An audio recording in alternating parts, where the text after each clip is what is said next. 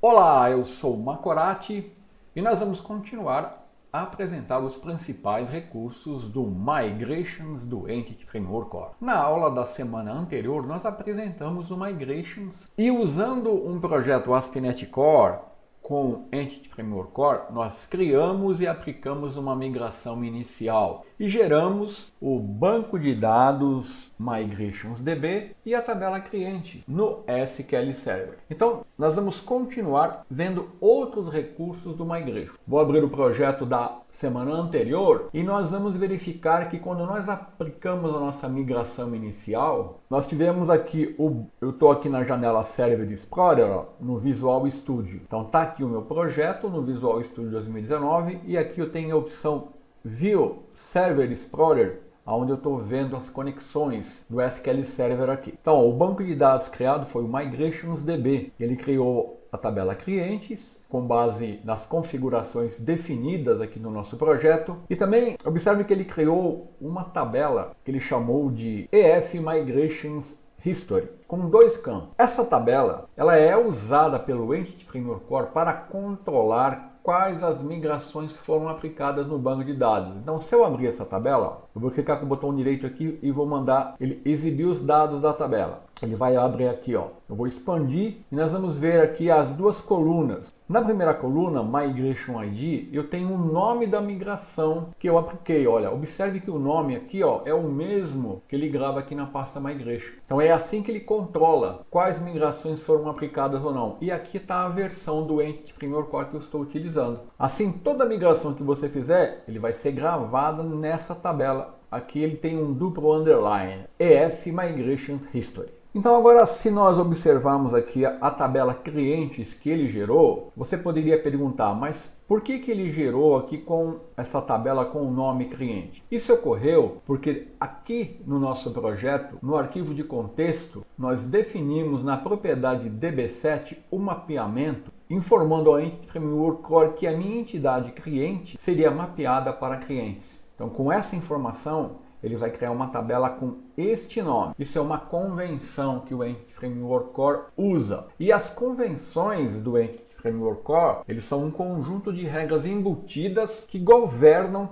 como o modelo vai ser mapeado para um esquema do banco de dados. Então, de forma geral, nós seguimos sempre as convenções. Isso facilita a nossa vida. Mas nada impede que eu altere ou se eu precisar personalizar aqui a minha configuração, eu tenho e posso fazer isso. Então vamos continuar aqui, ó. Ele criou então uma tabela cliente e ele criou aqui duas colunas nessa tabela. Vamos abrir essa tabela clientes aqui, ó. Open Table Definition. Exibir aqui, ó. Observe que ele define aqui na tabela, ó, as colunas cliente, ID e nome. Note que se eu olhar aqui no meu modelo, o nome das colunas é idêntico ao nome das propriedades. Isso é outra convenção que o Entity Framework Core segue para gerar a tabela. Ele vai gerar a tabela sempre com o mesmo nome das suas entidades, se você seguir as convenções. Agora, vamos então ver a coluna Cliente ID. Observe que ele gerou essa coluna com uma chave primária. Ó, essa chavinha aqui na frente do nome da coluna indica que ela é uma chave primária. E essa coluna também, olha, ela é do tipo Identity, olha. Ele gerou aqui, ó, essa coluna com uma coluna do tipo Identity. Uma coluna do tipo Identity no SQL Server significa que ela é uma coluna autoincremental.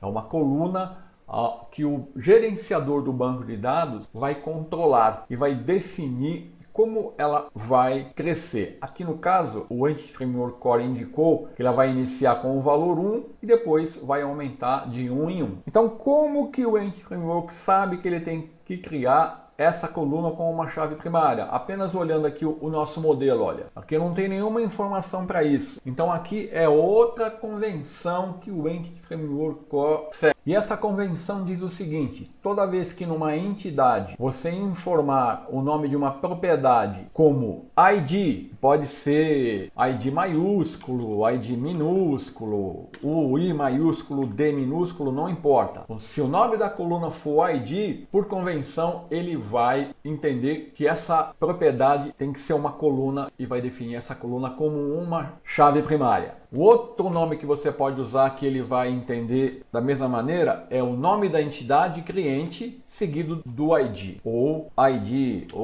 ID, aqui não importa. Então, como nós informamos o nome da propriedade cliente, que é o nome da entidade, então, ó, eu tenho o nome da entidade seguido do ID. Então, ele entendeu que isso aqui é uma chave primária. Toda chave primária, o Entity Framework Core vai gerar na tabela como sendo do tipo ident. Então essa seria outra convenção. Agora vamos olhar o nome aqui, ó, a coluna nome da tabela. Vamos aqui voltar para a tabela, ó. Nome e o tipo de dado, ó, nvarchar max. Vamos aqui para o nosso modelo. Aqui, ó, nome string. Então, o tipo de dado string não existe no SQL Server. Então, ele vai procurar um tipo compatível. No caso, string, ele vai usar nvarchar. Agora, aqui ele definiu um valor máximo. Ó. O que significa isso? Então, nvarchar quer dizer Variable Length Character. Então, ele está armazenando aqui dados no formato Unicode. Ele utiliza 2 bytes ou 16 bits para representar um caractere. Então, se você usar aqui nvarchar de 10, vai ser alocado 20 bytes. nvarchar 12 vai ser 24 bytes. nvarchar max significa que ele vai usar o tamanho máximo, que no caso aqui vai ser mais ou menos 2 GB. Então, se você usar nvarchar max, você vai acabar perdendo desempenho no seu banco, porque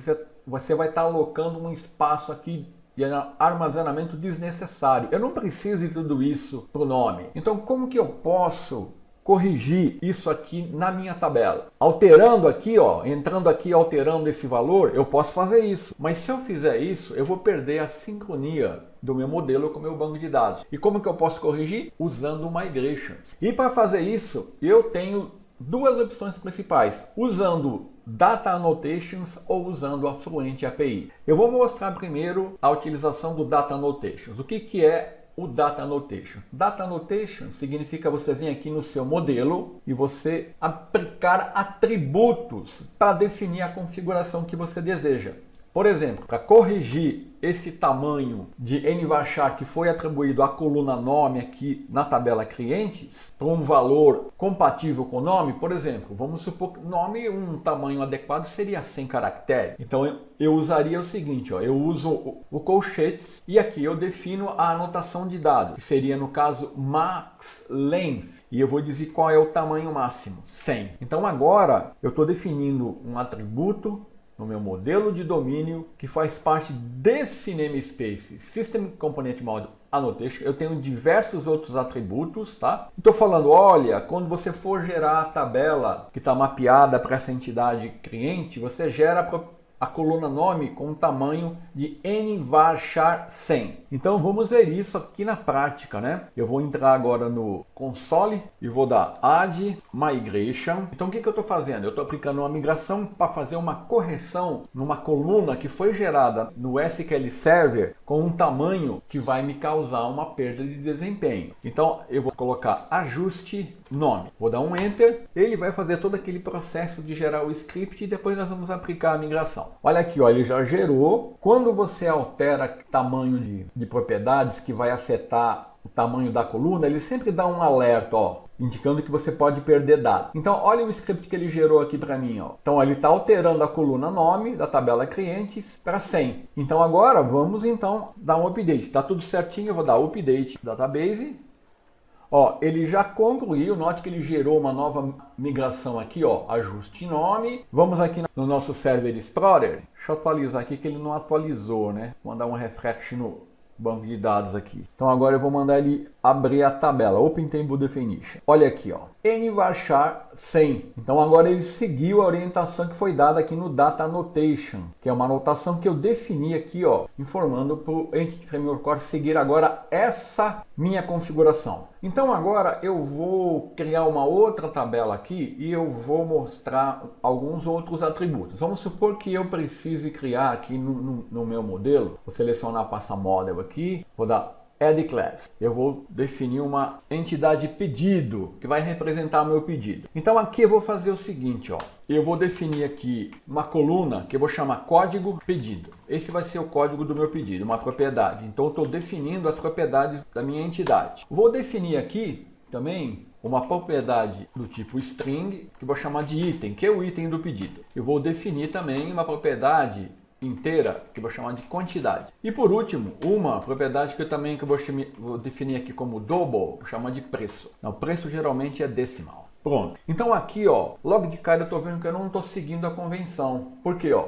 Aqui eu não usei para definir essa propriedade nem ID, nem o nome da entidade seguido de ID. Então, se eu tentar criar aqui, ó, uma migração, vamos então definir aqui no contexto, né, um mapeamento aqui, ó. Vou mapear então, ó, essa entidade pedido cliente. Então note que aqui eu estou definindo um nome que vai ser usado pelo Entity Framework no contexto. Se eu deixar assim, ele vai gerar uma tabela com esse nome. Então vamos aplicar uma migração aqui e vamos ver o que ele vai fazer. Então eu vou dar add migration, inclui pedido, que eu estou incluindo a tabela pedido. Eu vou dar um enter. Percebeu o erro? E qual é a mensagem? Ó, a entidade pedido requer uma chave primária.